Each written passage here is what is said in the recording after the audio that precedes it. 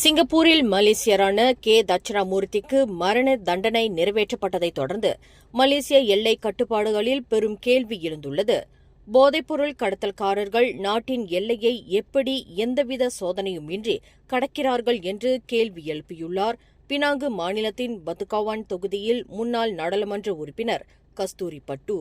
காவற்படை, குடிநுழைவு, சுங்க அதிகாரிகள் கடத்தல்காரர்களை ஏன் தடுத்து நிறுத்தவில்லை அல்லது விவகாரத்தை தெரிந்து கொண்டே அவர்களை சிங்கப்பூருக்குள் செல்ல அனுமதித்தார்களா என்றும் அவர் சந்தேகம் எழுப்பினார். போதைப்பொருள் கடத்தல்காரர்களை எல்லையிலேயே கைது செய்து பின்னணியில் உள்ள கும்பலை அடையாளம் காண மலேசிய அதிகாரிகள் தங்கள் கண்காணிப்பையும் வளங்களையும் அதிகரிக்க வேண்டும் என்றும் அவர் வலியுறுத்தியுள்ளார். இது சட்டத்தின் ஆட்சியை நிலைநிறுத்தவும் ஏழை எளியவர்களை கடத்தல்காரர்களாக பயன்படுத்தும் மோசடியை முறியடிக்கவும் அவசியம் என அவர் மேலும் கூறினார். மேலும் செய்திகளை தெரிந்து கொள்ள கீழே இருக்கும் பெல் பட்டனை அழுத்துங்கள். உங்கள் மகிழ்ச்சியை வெளிப்படுத்த லைக் மற்றும் ஷேர் செய்யுங்கள். தொடர்ந்து திசைகளோடு இணைந்திருக்க சப்ஸ்கிரைப் செய்யுங்கள்.